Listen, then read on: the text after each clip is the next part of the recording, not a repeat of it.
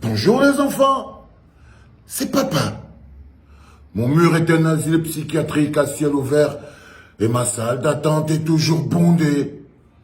Bienvenue à la clinique les enfants. Alors, Mr. Jean Jersey, j'ai appris que les hommes l'ont encore donné un bon coup de pied aux fesses. Hein?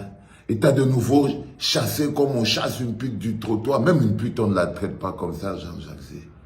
Le premier jour que tu allais à Vision 4, tu as pris ton honneur, tu as mis dans le ventre pour quelques piécettes. Et je me suis dit, le gars, s'il va découvrir qu'on ne vend pas l'honneur. Parce que c'est la seule chose qui nous reste. Regarde-toi. Regarde comment un homme te traite. Il te traite comme une prostituée, man. Il prend, il jette, il prend, il jette. T'as tout perdu en allant à Vision 4, mon petit. T'as tout perdu. Honneur, dignité, intégrité, déontologie du travail. Tu as tout perdu en allant plonger dans la salle du tribalisme, Jean-Jacques. Tu n'avais pas le choix. Comment ça, tu n'avais pas le choix? Qu'est-ce qui t'a forcé à aller à Vision 4, la télé du tribal? Hein? Qu'est-ce qui t'a forcé à aller vendre ton cul aux hommes-là, des hommes-là? Le tribaliste invétébré, le mégalomane, le maboule. Qu'est-ce qui t'a poussé à aller là-bas? L'argent. Canal 2 ne paye pas. Canal 2 escroque le talent, c'est ça. Mais tu étais bien, au moins là-bas, tu étais bien, intellectuellement. Ah, ça ne paye pas le loyer. Hein. Ah, je te comprends. Mais regarde ce que tu es devenu. Toi, Bruno Bidjan, le villageois, tu ne bouges pas de là avec ces gambettes, ta tête de spermatozoïde. Je n'ai pas fini avec l'autre là. Donc tu ne bouges pas. Ok, crétin? Toi, tu vas m'expliquer ce que la femme... Parce qu'elle discutait, tu vas m'expliquer une ou deux petites choses. Mon petit, tu vas faire quoi maintenant? La seule chose que tu peux faire, c'est de démissionner. Si tu veux garder encore un peu d'honneur, mais ça ne va pas payer ton loyer parce que l'honneur ne paye pas le loyer. C'est fichu pour toi. Mon pauvre Jean-Jacques, de journaliste à journaleux. Quelle régression, quelle perte. De journaliste à journaleux, quelle perte. Et aujourd'hui, c'est ex-journaleux parce que le bonhomme, il t'a viré comme une petite merde. Hein? Et toi, le bonhomme. En fait, je crois que vous êtes acharné sur J-Point à cause d'histoire de Fombo, là. Et j'ai bien regardé. Je sais que vous avez tué ce bonhomme, Gambetta, tête de spermatozoïde.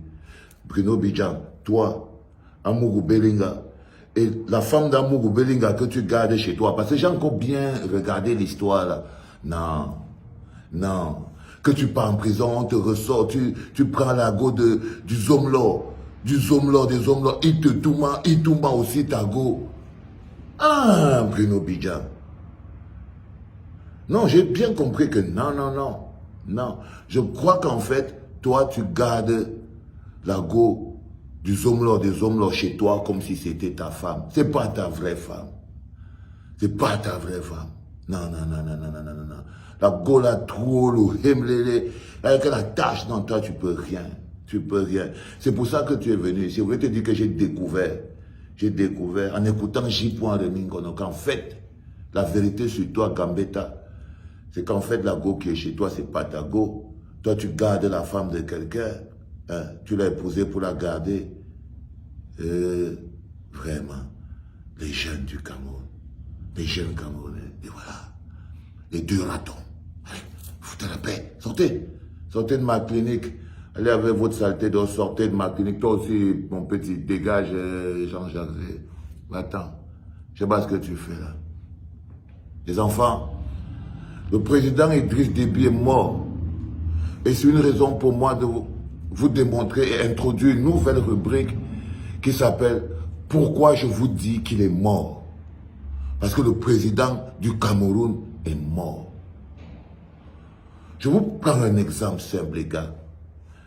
Vous voyez Macron, il va partir au Tchad pour aller enterrer son dictateur et intérimer le pouvoir du successeur de son dictateur. C'est un peu ça le problème au Cameroun, c'est que Macron, il ne sait pas par qui il va remplacer Paul Biya, parce que comme c'est des usurpateurs de souveraineté, tout d'un coup, il impose un mort à la tête de l'État du Cameroun. Si Macron avait déjà trouvé par qui il allait remplacer Paul Biya, je vous jure, les enfants, qu'en ce moment, on aurait déjà écrit courrier du cabinet civil que le président Paul Biya, après de longues lois, est mort. Mais aujourd'hui, je peux vous dire avec assurance qu'il est bel et bien mort, que notre pays nous croule sur la tête. Parce que vous savez, si Paul Biya était vivant, il serait en ce moment dans l'avion, en train d'aller au Tchad, en train d'aller aider Macron. Mais en un jour, on ne fabrique pas un sosie en un jour. Si Paul Biya était vivant, il devait aller aider Macron à renforcer le pouvoir du fils Idriss Déby. Si le président était vivant, il n'aurait pas écrit la lettre que vous avez vue là, la lettre de condoléances qui est sortie disant non, non, le pillard il n'est pas comme ça. Le pillard c'est un lâche. Il reste dans son coin, il attend. Il allait attendre que même 3 ou 4 présidents se prononcent avant de se prononcer. Mais il s'est prononcé, boum.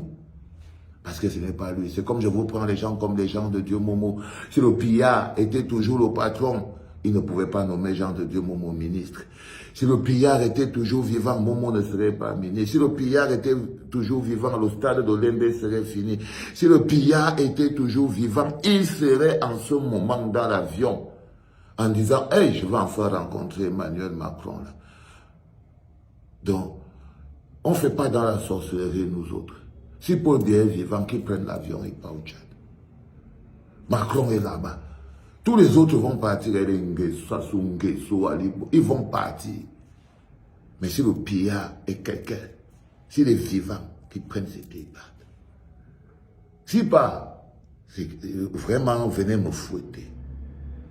Donc, n'oubliez pas, si nous sommes dans cette situation, c'est bien parce que le président, il est mort. C'est vous qui direz que papa avait raison. Passe une bonne journée, les enfants. C'était papa.